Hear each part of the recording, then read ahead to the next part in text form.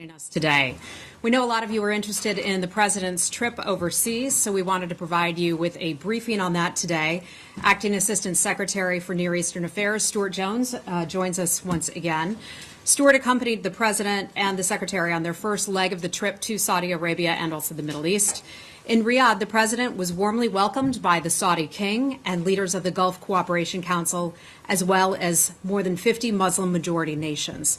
In speaking with those nations and members of those nations, the President asked the leaders to confront and cast out promoters of violent extremism and also close off avenues of their support. The President's messages were warmly received, and the assembled leaders expressed their gratitude to the United States for taking a leadership position once again and the promise of unyielding commitment to the fight against global terrorism. A few agreements from that trip that Stuart will highlight today.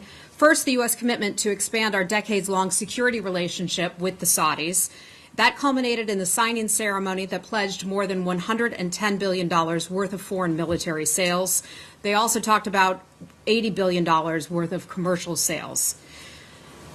In addition to supporting the long-term security of Saudi Arabia and the Gulf, this will bolster the kingdom's ability to contribute to counterterrorism operations across the region, and that will reduce the already heavy burden on the United States. Next, the Global Center for Combating Extremist Ideology, Eti-Adal, as it is known in Arabic, has now been established in Riyadh.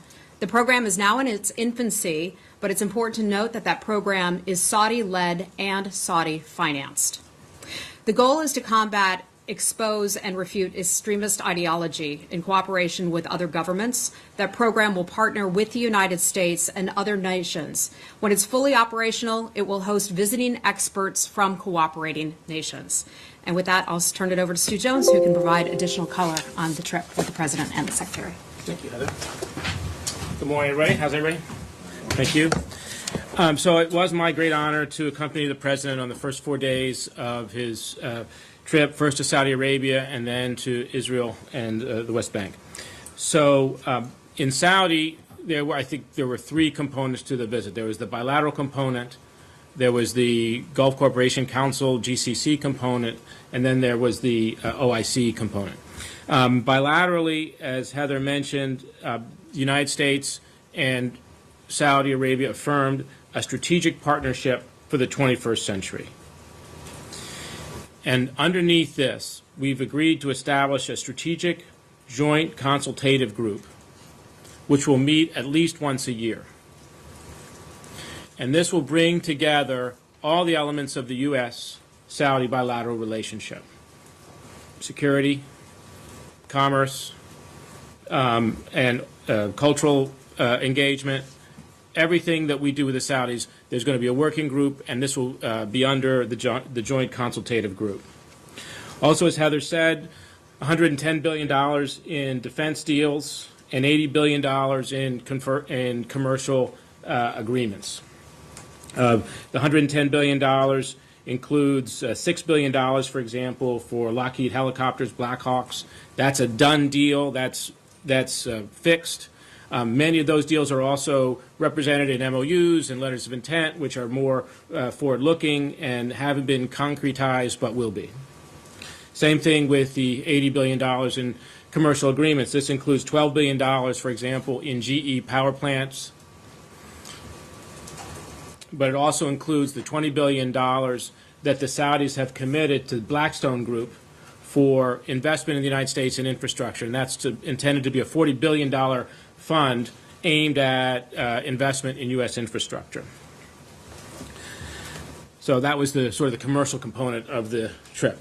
As you know, the President inaugurated the Eti-Adal Center, which is the Global Center for Countering Extremist Ideology.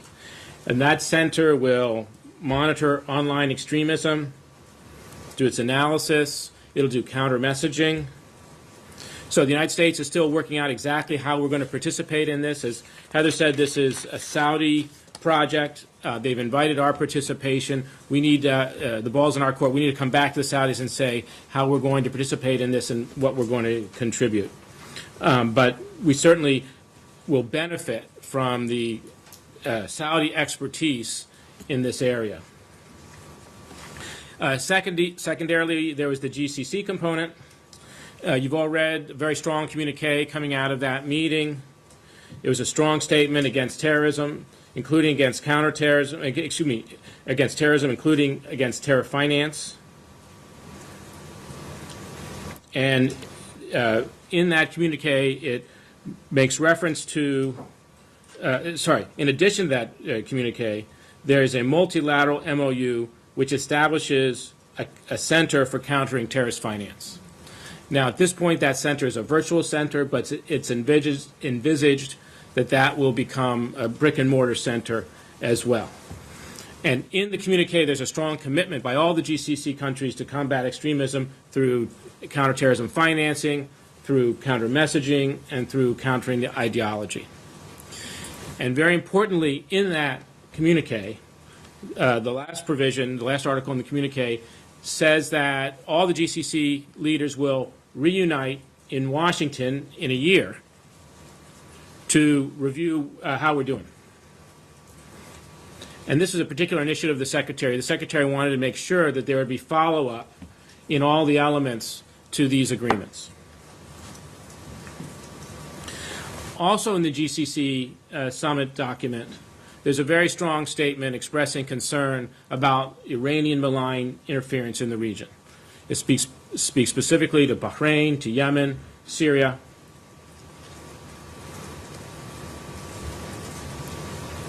And this is a very strong message to deter this sort of Iranian interference. Then, as you know, the last part of the day, on the second day of the summit on Sunday, the Saudis convened the Organization of Islamic States. There are 55 states represented, 33 heads of state. It was a tremendous event. You saw the president's remarks, very strong statement by King Salman, but also by the Prime Minister of Indonesia, by King Abdullah of Jordan. There was a tremendous spirit in the room, very positive statements against extremism. So this was the entire Islamic world coming together, the United States expressing our respect for Islam, and all these states coming together with the United States and jointly condemning extremism. So that was the Saudi portion. Then the next day we flew on to Tel Aviv. Of course, the president had bilateral meetings with Prime Minister Netanyahu and with President Abu Mazen, Mahmoud Abbas. Message there was a very clear message of support for Israel, support for Israel's security, and also eagerness to get going on the peace process.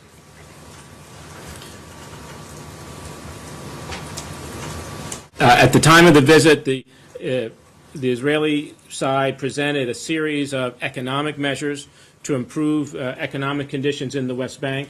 You've seen the White House statement welcoming those measures. Those are very positive measures. We look forward to more.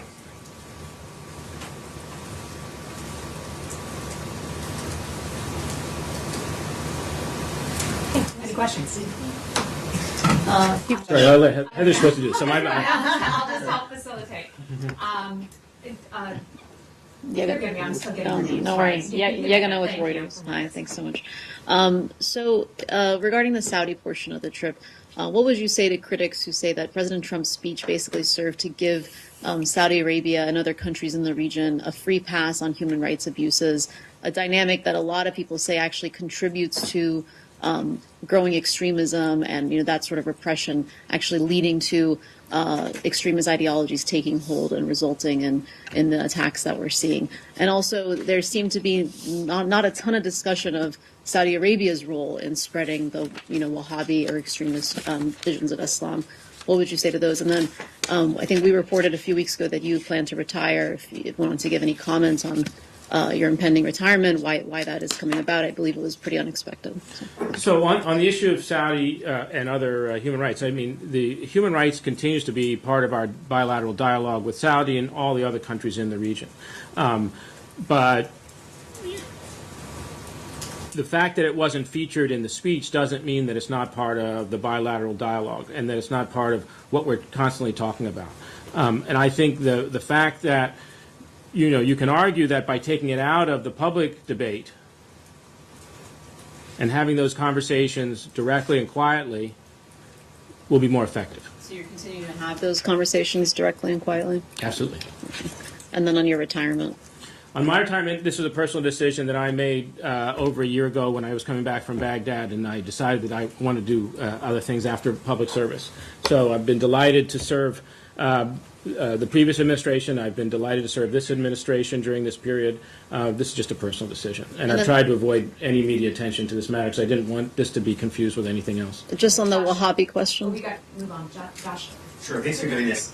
Of the $110 billion in approved sales, can you say what portion of that represented new agreements that were struck since the president took office in January, as opposed to ones that were kind of already in the pipeline under the previous administration? And I have a follow-up on that. Yeah, fair question. I can't tell you because there were so many deals, and obviously some of them were in gestation well before the change of administration. Some of them have come into focus since the change of administrations, but we haven't racked and stacked those. Okay, and by approving, a lot of these sales to Saudi Arabia, is the U.S. Asserting that in the last, however many months, Saudi Arabia has taken some specific steps to address satisfactory U.S. concerns about, high numbers of civilian casualties in their effort in Yemen and other protections that we wanted to see them take prior to giving them those kinds of weaponry? So the reason why the United States is eager to go into these arrangements is because we want to partner with Saudi Arabia in the security realm to face the threats in the region, specifically from malign Iranian influence. As you know, the day of the summit, there was a ballistic missile shot into Saudi Arabia from Yemen presumably by the Houthi forces. So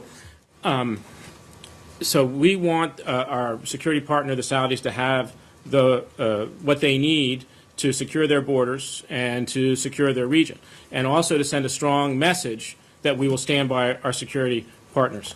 Now, we are constantly discussing quietly our understandings with the Saudis about how these are going to be used. We provide a lot of technical assistance about how these systems are going to be managed. Right before the visit, the Secretary authorized us to notify Congress on the sale of precision-guided munitions to the Saudis, which will help enable them to precisely target enemy targets in the conflict that they're now having with Yemen, which is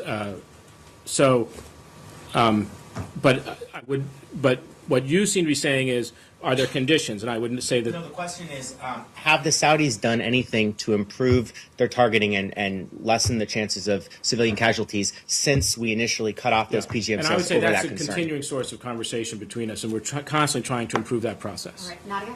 Thank you. I have two questions, actually. You referred to the GCC countries and the memo of understanding about drawing the funds for terrorism. I'm sure you've been following this rift between Qatar and the rest of the GCC. Some have been accusing them of funding Jabhat al-Nusra, which is a terrorist organization. How does this complicate your work? And this has happened just after the president's visit. And on the Israeli-Palestinian question, after meeting with Netanyahu and President Abbas, is there any framework for the peace process to go forward? Is there any talk about direct or indirect talks between Netanyahu and Abbas? Yeah. So in regards to Qatar joined the communique on countering terrorism finance. They joined the MOU on countering extremist financing. So we see Qatar as a partner in this effort, and we look forward to working with them. And of course, for all of us in the MOU, the GCC members and the United States, we are going to continue to meet and to hold each other to a high standard of performance. Real quick on the Israeli-Palestinian process, I would say that there's no formal mechanisms that have yet been established. Just to follow up on this issue of the Israel-Palestine format, there's reporting in the Israeli press and Middle Eastern press that there's going to be a summit organized in the next month. Is there discussions about the possibility of a summit involving Mr. Trump, Mr. Netanyahu, and Mr. Abbas in the wider region? And secondly, a question about Syria, since we're talking about the Middle East. This movement, the the conflict along the southern border with the Syrian regime backed by the Iranians moving towards areas where the U.S.-backed forces are stationed. What do you see as the goal there? There's suggestions that the Iranians are behind this, wanting to get a path through to Damascus and to Lebanon. And how big of a point of conflict do you expect this to become? So I don't know how much of a conflict it's going to become. I think, as we've said repeatedly, we're very concerned with Iranian influence in Syria. We don't see the Iranian presence there as enabling a political solution or a security solution for Syria. In regard, again, I don't have any information on a summit on the peace process. Nothing being discussed? I don't You have can't say on that, anything? sorry. Final question, Dave. Thank you. You were over there. The Secretary criticised the conduct of the Iranian elections and Iran's record on democracy. He did so standing next to Saudi officials. How do you characterise Saudi Arabia's commitment to democracy? And does the administration believe that democracy is a buffer or barrier or against extremism? I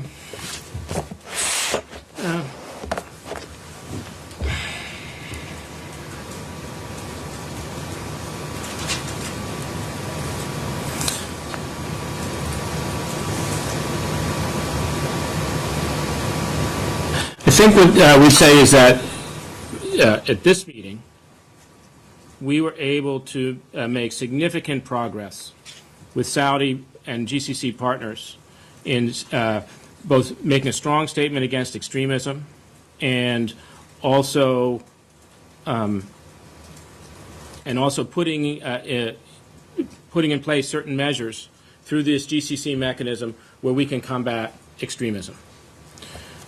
Clearly, one source of extremism, one terrorism threat is coming from Iran. And that's coming from a part of the Iranian apparatus that is not at all responsive to its electorate.